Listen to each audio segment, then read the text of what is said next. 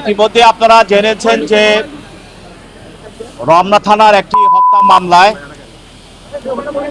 আমাদের চলচ্চিত্র জগতের একজন খলনায়ক আশরাফুল হক ডন, তাকে সিআইডি গ্রেপ্তার করে তাকে আজকে বিজ্ঞ আদালতে উপস্থাপন করে।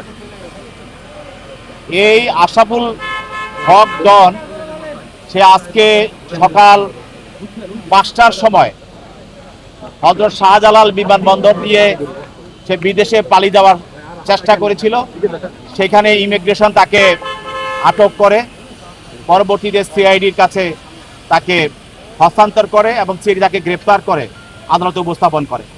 আপনারা জানেন যে আমাদের বাংলাদেশের চলচ্চিত্র জগতের একজন খুবই জনপ্রিয় নায়ক সালমান শাহ, যাকে আজ থেকে 30 বছর পূর্বে তাকে করা হয়েছিল।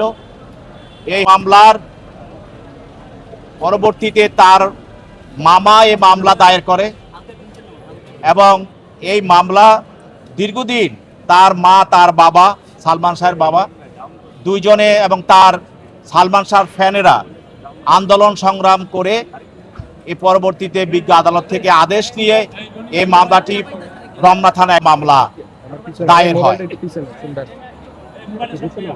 এবং এই মামলার 4 নম্বর আসামি হলো আজকে আশরাফুল হক ডন।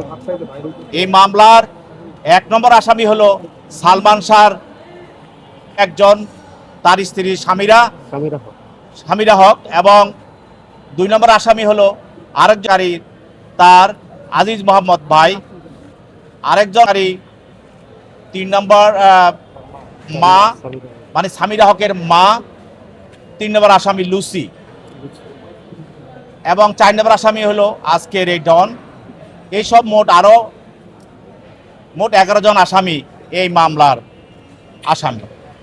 আজকের এই মামলার আসামি আশরাফুল হক ডন, যেই মামলা তাকে মামলা আসামি করা হয়েছে, এই মামলার যে বিষয়বস্তু সেটা হলো গত 6/9/96 তারিখে সকাল 9টা 30 ঘটিকার সময় সালমান শাহের মা এবং সালমান শাহের বাবা এবং তার ছোট ভাই তার ইস্কাটনের বাসায় তার সঙ্গে দেখা করতে যায়। এরপর তাকে সেখানে সামিরার লোকজন তাকে দেখতে দেয় নাই এবং তারা বলছে সে রেস্ট নিচ্ছে, ঘুমিয়ে আছে।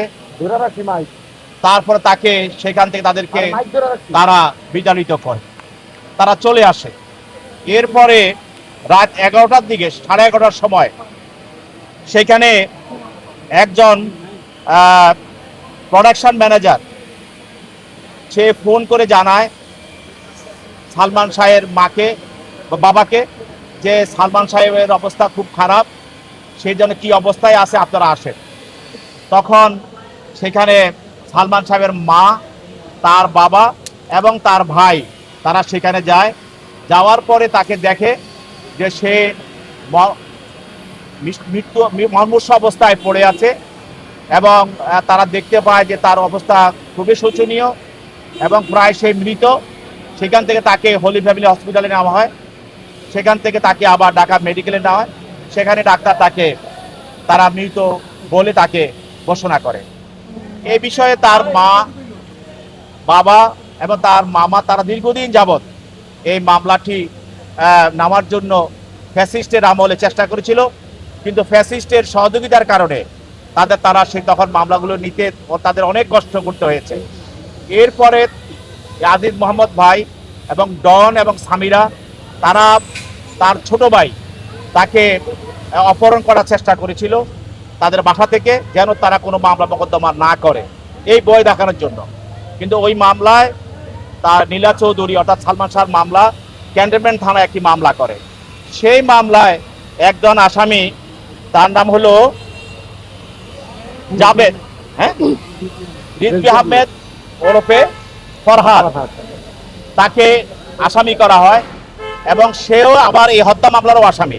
সেই মামলায় সে আদালতে এসে স্বীকারোক্তিমূলক জবানবন্দি দেয় এবং 164 দেয় এবং এই 164-এ সিরাজুল জবানবন্দি দিয়া বলে যে ডনের সঙ্গে তার পরিচয় এবং ওই মামলার আসামি ফারুক জাবেদের সঙ্গে তার পরিচয় এবং আজিজ মোহাম্মদ ভাই এবং সামিরা 12 লক্ষ টাকার বিনিময়ে ডনকে তারা ঠিক করেছিল।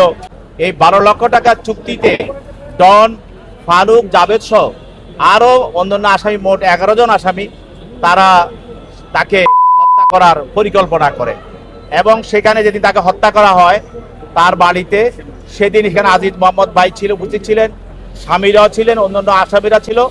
তাকে প্রথমে তার নাকে মুখে ক্লোরোফর্ম দেওয়া হয়, ক্লোরোফর্ম দিয়ে তাকে অচেতন করা হয় এবং তার অচেতনটাকে তাকে আরো গভীর করার জন্য, নিশ্চিত করার জন্য তাকে ইঞ্জেকশনও দেওয়া হয়।